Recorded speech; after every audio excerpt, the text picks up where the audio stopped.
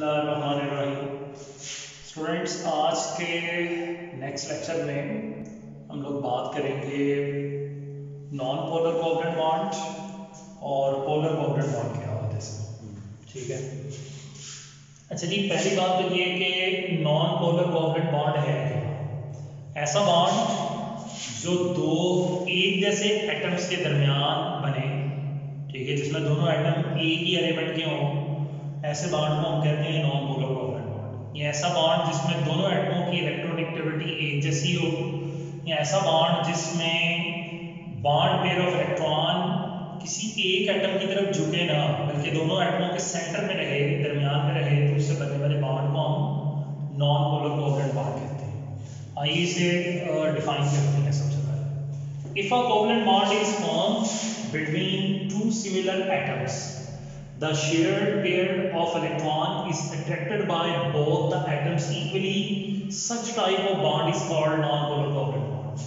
यानी अगर covalent bond दो एक जैसे एटम्स के दरमियान तश्कील पाए तो बॉन्ड पेयर का जोड़ा दोनों एटमों की जानिब यकसा तौर पर अट्रैक्ट करता है, इस किस्म का bond non polar covalent bond कहलाता है। या अगर कोवलेंट बॉन्ड दो एक जैसे एटम्स के दरमियान बने तो बनने वाले बॉन्ड को नॉन पोलर कोवलेंट बॉन्ड कहेंगे। अगर कोवलेंट बॉन्ड दो एक जैसे एटमों के दरमियान बने जिनकी इलेक्ट्रोनेगेटिविटी यकसा हो तो इसे भी नॉन पोलर कोवलेंट बॉन्ड कहेंगे। और अगर कोवलेंट बॉन्ड दो एटम्स के दरमियान इस तरह बने कि बॉन्ड पेयर ऑफ इलेक्ट्रॉन यानी बॉन्ड बनाने वाला इलेक्ट्रॉन का जोड़ा दोनों एटमों के दरमियान में हो तो इससे बनने वाले बॉन्ड को भी हम नॉन पोलर कोवलेंट बॉन्ड कहेंगे। ठीक है। एग्जांपल में हमारे पास H2 है, इसे हम हाइड्रोजन का मॉलिक्यूल भी कह सकते हैं, हाइड्रोजन गैस भी कह सकते हैं। Cl2 है, क्लोरीन का मॉलिक्यूल है। O2 है, ऑक्सीजन का मॉलिक्यूल है। N2 है, नाइट्रोजन का मॉलिक्यूल है। ये तमाम नॉन पोलर कोवलेंट बॉन्ड की एग्जांपल्स हैं। ठीक है। एक्सप्लेनेशन में हम लोग नॉन पोलर कोवलेंट बॉन्ड को यहाँ पे प्रूव करेंगे। हमारे पास यहाँ पे फर्स्ट एग्जांपल है फॉर्मेशन ऑफ H2, यानी H2 मॉलिक्यूल का बनना या हाइड्रोजन गैस का बनना। हाइड्रोजन जो है ये हमारे पास एक ऐसा एलिमेंट है जिसके बैलेंस शेल K में सिर्फ एक इलेक्ट्रॉन है। इसी तरह का एक और हाइड्रोजन एटम है, इसके बैलेंस शेल K में भी एक इलेक्ट्रॉन है। आप देख रहे हैं कि दोनों हाइड्रोजन एटम जो हैं इन्हें अपना शेल कंप्लीट करने के लिए एक एक इलेक्ट्रॉन चाहिए। जब दो हाइड्रोजन एटम एक दूसरे के पास आते हैं तो एक बात याद रखिए कि सिमिलर एटम जो होते हैं ना उनके अंदर रिपल्सिव फोर्सेस होती हैं। ठीक है। ये वाला हाइड्रोजन एटम जब इस हाइड्रोजन एटम के करीब आता है तो इसका न्यूक्लियस इसके इस एक इलेक्ट्रॉन को अपनी तरफ अट्रैक्ट करता है, और हाइड्रोजन एटम का जो न्यूक्लियस है इसका न्यूक्लियस इसके एक इलेक्ट्रॉन को अपनी तरफ अट्रैक्ट करता है। जहां भी अट्रैक्टिव और रिपल्सिव फोर्सेस में कुव्वत कशिश में और दफा में तवाज़न आता है, ये दोनों इलेक्ट्रॉन आपस में मिलते हैं। अब इस फर्स्ट हाइड्रोजन एटम जो है इसकी इलेक्ट्रोनेगेटिविटी 2.1 है, और ये जो सेकंड हाइड्रोजन एटम है इसकी भी इलेक्ट्रोनेगेटिविटी 2.1 है, यानी दोनों की इलेक्ट्रोनेगेटिविटी वैल्यूज जो है वो सेम है। इसलिए बॉन्ड पेयर ऑफ इलेक्ट्रॉन दोनों एटमों के सेंटर में रहेगा। ठीक है। इस तरह दोनों हाइड्रोजन एटमों के दरमियान सिंगल कोवलेंट बॉन्ड बन जाएगा, और दो hydrogen atom single covalent bond के जरिए मिलके H2 का नॉन पोलर बॉन्ड बनाएंगे। इसी तरह हमारे पास सेकंड एग्जांपल है। सेकंड एग्जांपल में हमारे पास क्लोरीन है। क्लोरीन एक ऐसा एलिमेंट है जिसके M शेल में 7 इलेक्ट्रॉन है। आप देख रहे हैं कि इसके बैलेंस शेल M में 2, 4, 6 और एक 7 इलेक्ट्रॉन है। इसी तरह हमारे पास क्लोरीन का एक और जो है एटम है जिसके बैलेंस शेल M में 2, 4, 6 और 7 इलेक्ट्रॉन है। इन दोनों को अपना शेल कंप्लीट करने के लिए एक एक इलेक्ट्रॉन चाहिए। जब ये दोनों क्लोरीन एटम एक दूसरे के करीब आते हैं तो फर्स्ट क्लोरीन एटम का न्यूक्लियस सेकंड क्लोरीन एटम के इस एक इलेक्ट्रॉन को अपनी तरफ अट्रैक्ट करता है, और सेकंड क्लोरीन एटम का न्यूक्लियस फर्स्ट क्लोरीन एटम के एक इलेक्ट्रॉन को अपनी तरफ अट्रैक्ट करता है। जहां भी अट्रैक्टिव और रिपल्सिव फोर्सेस में बैलेंस आता है वहां पे ये दोनों क्लोरीन एटम आपस में एक दूसरे के साथ मिल जाते हैं। 2, 4, 6 और ये दो इलेक्ट्रॉन बॉन्ड पेयर इनके साथ मिलते हैं 8 हो गए। 2, 4, 6 और ये दो इनके साथ मिल गए 8 हो गए।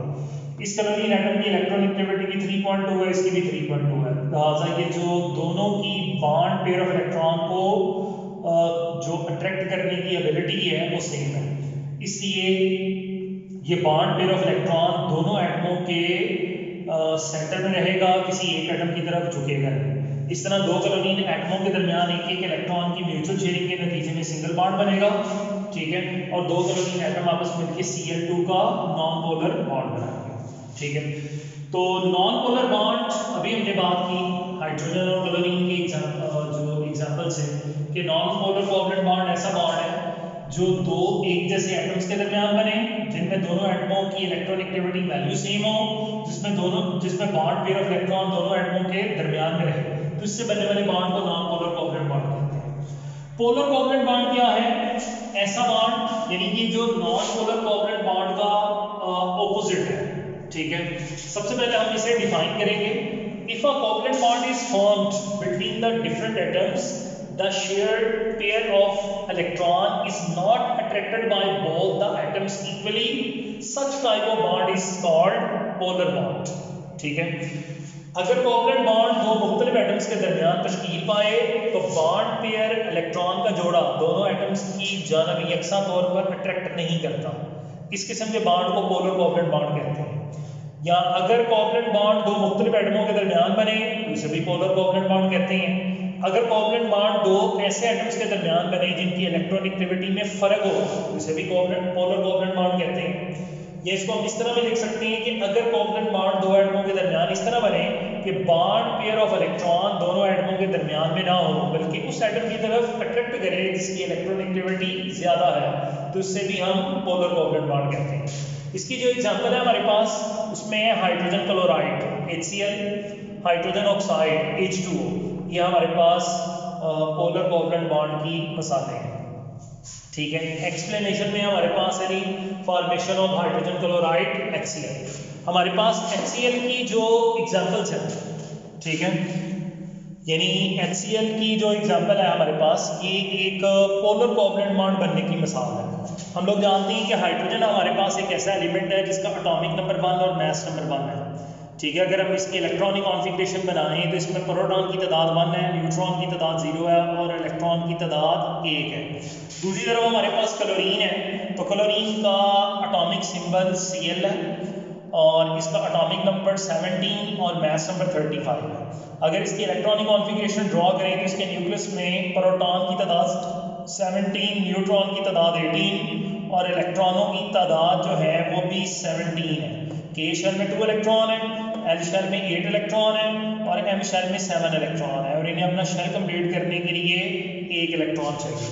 यहाँ पे हमारे पास ये हाइड्रोजन और क्लोरीन एटम है। हाइड्रोजन हमारे पास एक ऐसा एलिमेंट है जिसके बैलेंस शेल K में 1 इलेक्ट्रॉन है। क्लोरीन हमारे पास एक ऐसा एलिमेंट है जिसके बैलेंस शेल M में, ठीक है, 7 इलेक्ट्रॉन। जब हाइड्रोजन और क्लोरीन एटम एक दूसरे के करीब आएंगे तो इसका न्यूक्लियस इसके 1 इलेक्ट्रॉन को अट्रैक्ट करेगा और इसका न्यूक्लियस इसके 1 इलेक्ट्रॉन को अट्रैक्ट करेगा। जहाँ भी अट्रैक्टिव और रिपल्सिव फोर्सेस में बैलेंस आएगा वहाँ पे 1 इलेक्ट्रॉन इसका और 1 इसका, ये दोनों इलेक्ट्रॉन आपस में मिलेंगे और यहाँ पे ये बॉन्ड बनाएंगे। लेकिन यहाँ पे अगर हम देखें तो हाइड्रोजन की इलेक्ट्रॉनिगेटिविटी 2.1 है, क्लोरीन की इलेक्ट्रॉनिगेटिविटी 3.2 है, ठीक है। दोनों में इलेक्ट्रॉनिगेटिविटी का फर्क है, तो जिसकी इलेक्ट्रॉनिगेटिविटी ज़्यादा होगी, ठीक है, वो बॉन्ड पेयर को ज़्यादा वक्त के लिए रखेगा और इस पर पार्शियल नेगेटिव चार्ज आएगा, और जिसकी इलेक्ट्रॉनिगेटिविटी कम होगी वो बॉन्ड पेयर को कम वक्त के लिए रखेगा, इस पर पार्शियल पॉजिटिव चार्ज आएगा। ये पार्शियल पॉजिटिव और पार्शियल नेगेटिव चार्जेस वाले एटम जब एक दूसरे के साथ मिलेंगे तो इनके दरमियान एक अट्रैक्शन पैदा होगी जिससे HCl का पोलर मालिक्यूल बनेगा। तो ऐसा मालिक्यूल जो दो मुख्तलिफ एटम्स के दरमियान बने, ऐसा मालिक्यूल जिनमें बॉन्ड पेयर दोनों एटम्स के दरमियान में हो, या ऐसा बॉन्ड जिसमें दोनों एटमों की इलेक्ट्रॉनिगेटिविटी के अंदर फर्क हो, it is called the polar covalent bond, ठीक है। तो आज का ये जो टॉपिक था इसके अंदर हम लोगों ने नॉन पोलर और पोलर कोवलेंट बॉन्ड के बारे में सीखा। तो नेक्स्ट इंशाल्लाह एक नया टॉपिक लेके हाजिर होंगे, तब तक के लिए अल्लाह हाफ़िज़।